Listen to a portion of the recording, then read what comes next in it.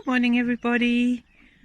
So one of the first jobs every morning, of course, is seeing how Flora is, and she's just munching her big breakfast portion to set her up with energy for the day. I also gave her one of these refuel gel electrolytes and other good stuff for her, just to replace whatever she might have lost over the last few days with sweat. Audrey, my kind host, gave this to Flora to help her along. Thank you very much. And look at you lads, you're doing such a good job brushing. If it wasn't for you, we'd set up less and tidy. Nice and fluffy. That goes around the chest. I'll show you in a minute. Oh yeah, I saw that. Would you like holding your reins? And then I'll just have to do the roll. I really have to choose here. So I'll take that. Thank you very much. Thanks so much for everything. Thank you. We were delighted to meet you all. Going to do for Trudy. So I know she's in good hands and she'll get lots of cuddles.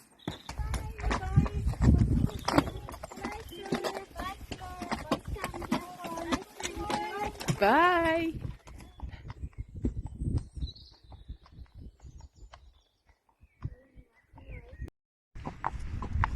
We just set off and we are on our way into Ballygar and then on to Aharscra.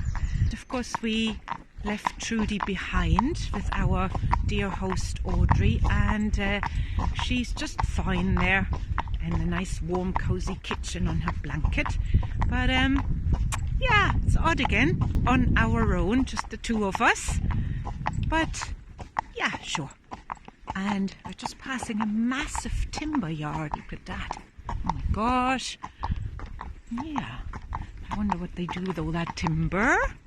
Where it comes from. Well, there's a lot of plantations around here. So probably that's all that harvested wood being turned into pallets and fence posts and everything.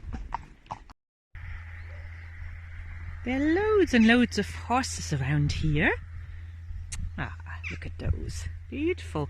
And they look very much in foal. Look at them. Yeah, and there's stallions around as well in the fields, I'm told. And with all this stuff ongoing, all these hormones and smells, I think dear Flora here is coming into season 2. So she's a little bit, come on, let's go on, Flora. She's a little bit springy today and a bit kind of hyper alert. I've just put that down to hormones and stuff, and she'll calm down in a couple of days again. So Flora, it's okay. Some alarm going off in the background there. I don't know what it is. I just found a nice spot to tie up Flora while I nip into the post office in Ballygar to deposit some of our donations that people generously gave us along the way. Thank you so much, everybody. Look at that. That's our cash donation so far, so very good. And we were also able to get another stamp for our Ireland Way passport. So we have, it's a bit hard to find where to stamp these passports. So actually so far we only have a stamp from Dowra, and now we have one from Ballygar. There you go. So short stretch just right down the main street of Ballygar. That's the school there, and little church tucked away there, and little shop, lots of cars. But Flora is so good, she's so used to plodding through little towns now. There, family butchers. If we had Trudy with us now, we might ask for a little bone, but poor Trudy. No, Trudy is all comfy where she is. Ooh, their coffee dub. Their coffee dub. No, we had coffee, so we're fine. We just carry on for now. Oh, nice little village square here. Look at that. Flora, come on, this way. Ooh, that little house.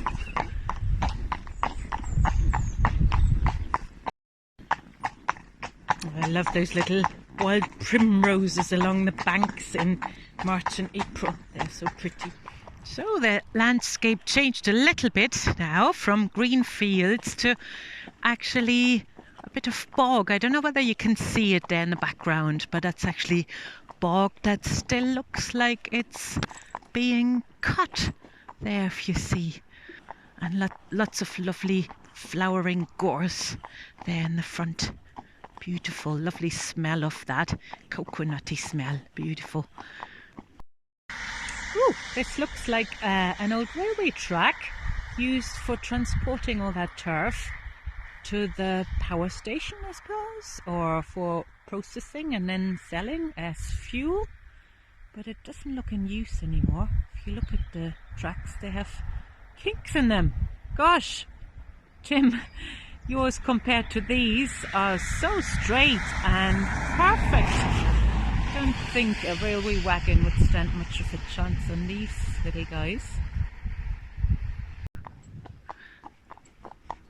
So obviously there are vast big bogs around this area, and yeah, they're cutting back hugely now, cutting turf in Ireland, but up to very recently that's what they did. How exciting! Look over there in the far, far distance where that barn is. That's the very, very first riders that we see on this trip, apart from us, of course. There just doesn't seem to be anybody out and about on their horse much. Now, I was just about to get off and find somewhere to stop to let Flora have her lunch, and then I realised that for some peculiar reason our blanket is slipping from underneath the saddle.